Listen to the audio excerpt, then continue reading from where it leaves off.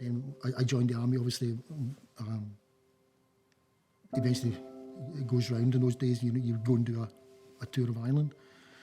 And you realise that there's always two sides to every story, you know. There's no right, there's no wrong, but standing in the middle of that is a British soldier who's just exactly the same. He's just a frightened 17, 18, 19-year-old kid who's standing in between them. And you've got the people behind you throwing stuff at the people in front of you, and the people in front of you throwing stuff at you and the people behind you. And then you're being told that there's a couple of hundred people making their way around to the right, and you think there's only like 30 of us standing here. You know, what do we do? And the fear builds up then, and you realise that you're standing in this line of hate. Everybody just seems to hate you.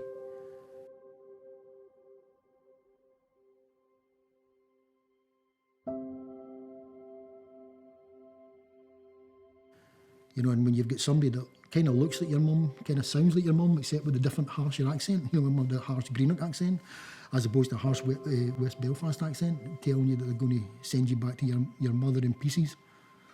You know, that gets you. And living, you know, day in and day out with pretty much no sleep. You know, if you're not on patrol, you're on guard. If you're not on guard, you're on patrol. You're on quick reaction force, and you're getting crashed out at 2 o'clock in the morning because of this, that, the next thing. And you live like that for about 4.5 months, and you're constantly just living on your nerves. I didn't smoke until I went to Ireland. I came back from Ireland a smoker, like 30 a day. You know, it's just like, it just goes one after another.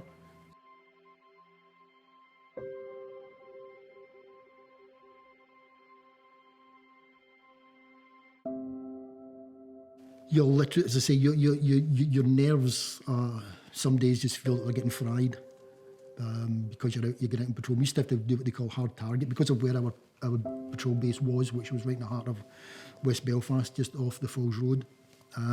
We had to do a thing called hard target. So that coming out the gate, there was staggered bits so that snipers couldn't shoot in.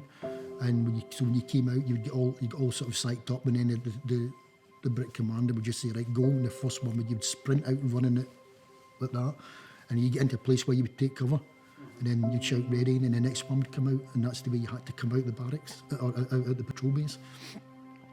Otherwise, a snipers would have a field day with you. And then when we were coming back from patrol, you would do exactly the same. You'd hard target back into the patrol base.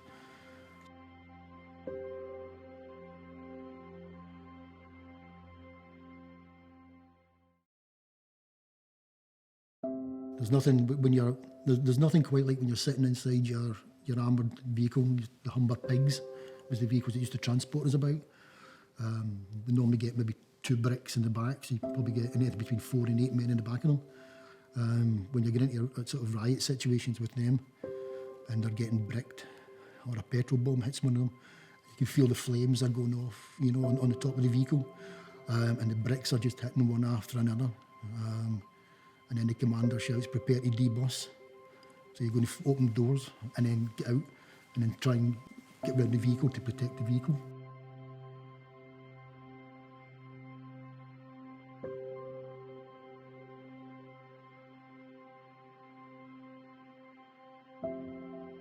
You're going all over the place, and plus you've got a loaded magazine on your rifle, right? So you've got the means to open fire and fire live rounds, and you've got all this chaos going on round about, and you've got, you know, kids, you know, 8, 9, 10 years old up to teenagers throwing all sorts at you.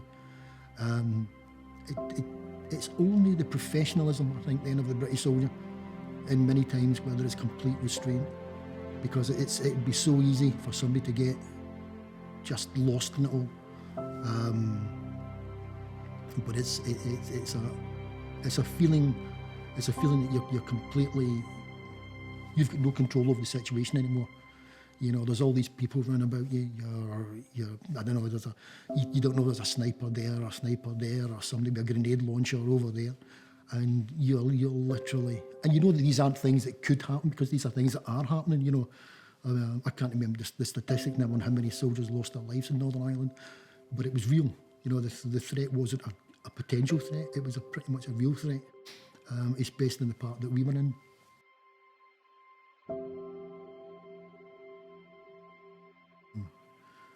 Even then, even when you get back into the barracks, when you get back into your camp, and you're lying on top of your bed, I could feel my hands would be shaking, my nerves inside would just be going, because you're so hyped up on your nerves, you don't know what to do with that. There's nothing, there's no outlet because you're in the patrol base, you know, it's not as if you're in a big massive barracks where you could go, you know, you could go to the gym, or you could do this, or you could do that. Plus this was like 1980. So, you know, there wasn't sort of high-tech gyms, you know, in our patrol base. There was literally nothing, so there was nothing really to do. You'd go and sit in a little canteen and maybe get a cheeseburger and a Coke and sit there, and that was how you'd unwind, only if everybody else in the brick wanted to go at the same time, otherwise you couldn't go because you had to go as a brick. And you end up the other three guys in your brick, and you end up loving them but hating them. But you would do anything for them.